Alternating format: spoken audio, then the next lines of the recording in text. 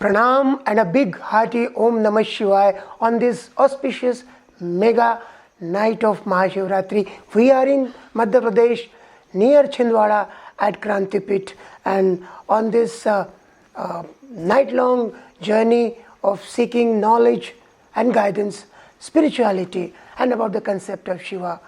To guide us, we are blessed to have with us Vivek ji himself. Pranam and Om Namah Shivaya. You spoke about various aspects related to Shiva. But there are 4 things that are quite ingrained as the prime symbolic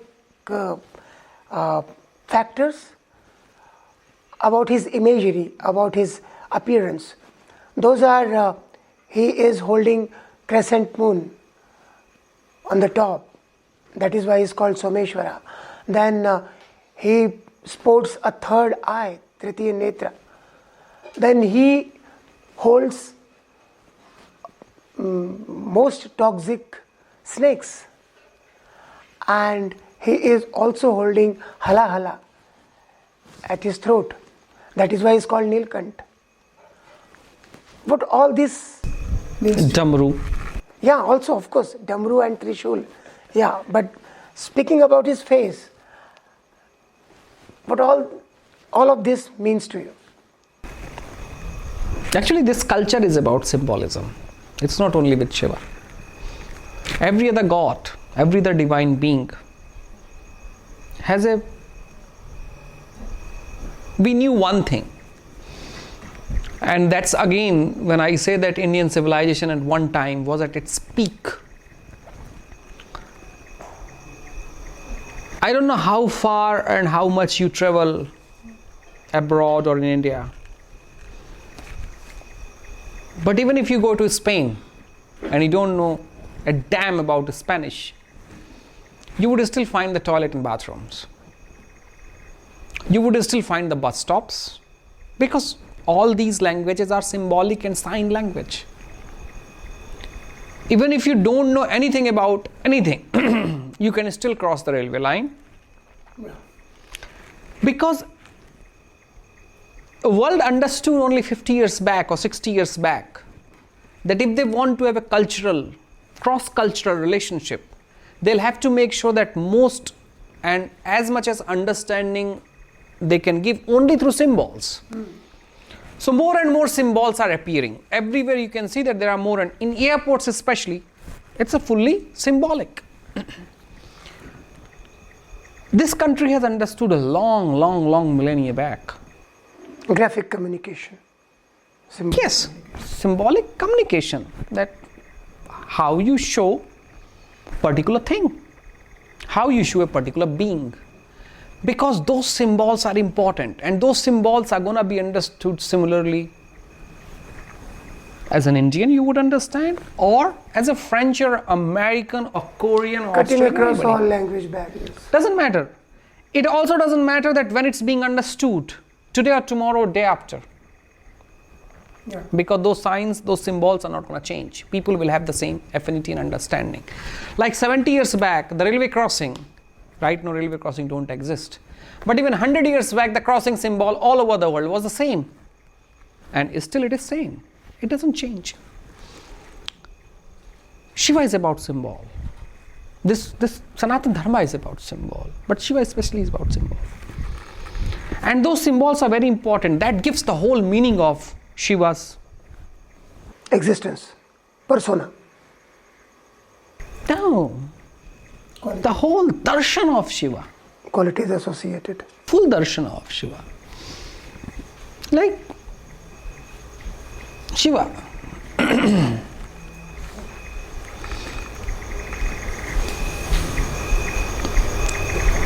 Having cobras around his neck.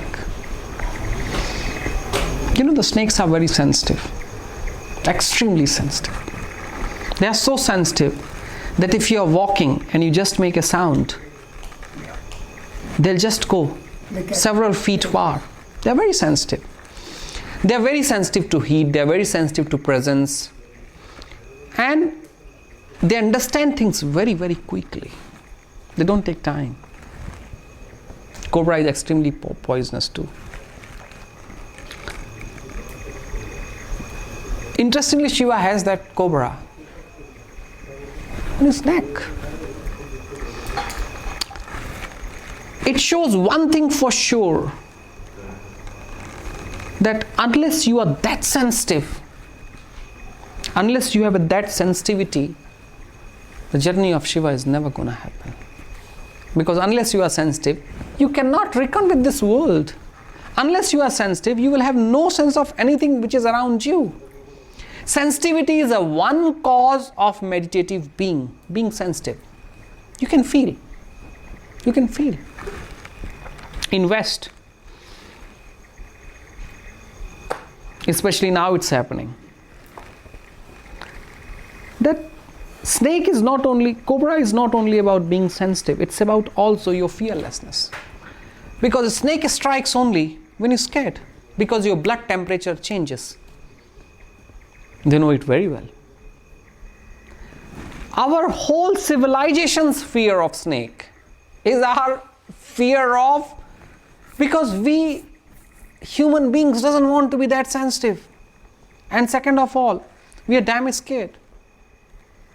We are so scared of snakes. I think none of the, even if the tiger will be here, probably humans won't be scared as much as they are scared about snakes. Because that's our sensitivity and fear. There's a strong fear of being sensitive. And Shiva says that unless you are that sensitive, you cannot take my journey, you cannot reach me. When we talk about Someshwara, the moon, the crescent,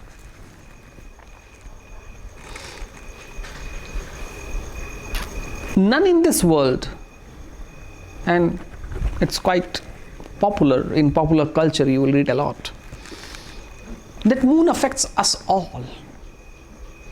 There is not a single human being, or there is not even a being in this whole planet who's not affected by moon. Even the sea is affected by it. That's why there are tides. We are all affected by it. But that's where Shiva comes, holding the crescent on his head, and he says, hey, look, I'm going to control it. Shiva is the mark that who, when he's bearing the crescent moon, he's telling one thing, that the journey of mine is where you cannot be influenced. Because influence is about you are in control of something or somebody else. It means also, in Hindi there is a beautiful word, liberated, swadhin, paradhin. The journey of Shiva is the journey of liberation. You cannot be controlled by, you cannot be influenced by. Because as long as you are influenced, you forget about liberation. Shiva gives a very interesting thing, that look, crescent moon, I am wearing it, because journey of mine has to be a step further.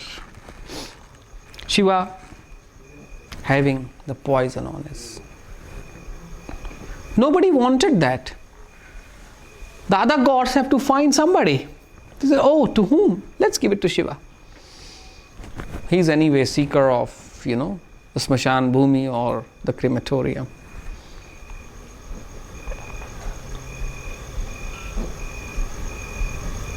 Shiva.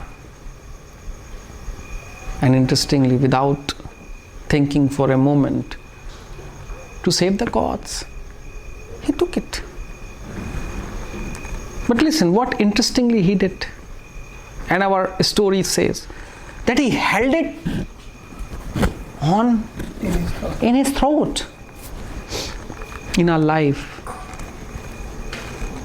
majority of our poison, if it comes from our eyes, or our head, or our nose, or our ears, we all take it to our tummy. We chew it. We take it back. Then we create another poison. What Shiva is trying to say? That hold it. Neither use it, neither throw it. Hold it. Your holding is your strength. Because as much as this whole world, if we see it's in the poisonous track, because everybody is throwing venom. Everybody is throwing venom. one on to another, husband to wife, wife to kids, kids to their friends, friends to their boyfriend and girlfriends, to wife, to husband. God knows what is happening. Everybody is throwing venom around. And that's why our whole culture has become so venomous. Shiva says that no, hold it on. That capacity, that strength is overcoming the poison of oneself. Shiva, you said that he has a crescent moon, he is holding the poison. And the third eye. And his third eye. Trikaladarshi. Trikaladarshi. We call Shiva Trikaladarshi.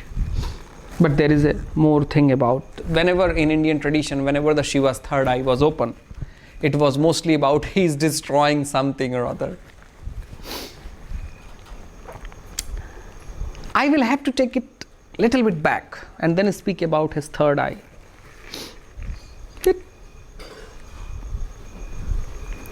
There are two varied contexts with third eye. And when we see the story of Kamadeva, we hear that Shiva destroys the Kamadeva through his third eye. Also, there are stories where Shiva looks at people being through his third eye. The same third eye has been used. Actually, there are three different visions that we all have. One vision is that is on the waking stage. When you are walking, you are traveling, you are driving, you are cycling, eating, friends, waking stage. When you are physically awake.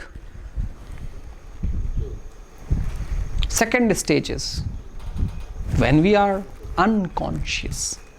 But still we see things, dreaming.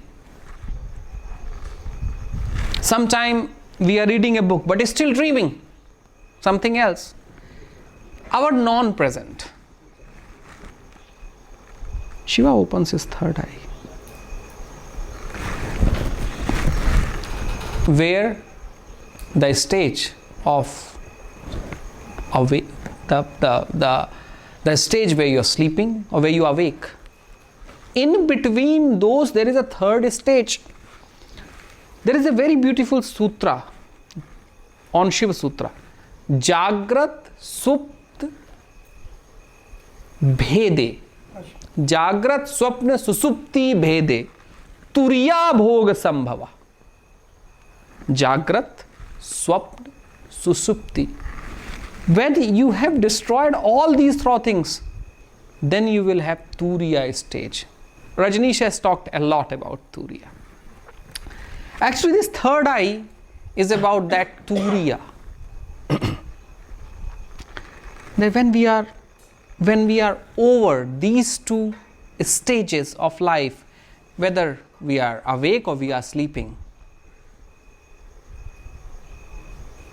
Shiva's third eye is about Turiya, where neither we are awake nor we are sleeping. In between that, there is something. Actually, if you go and ever had a chance to get deeper into Vijnana Bhair of Tantra, you will find that Shiva constantly speaks about these stages and his existence between them. Similarly with the third eye.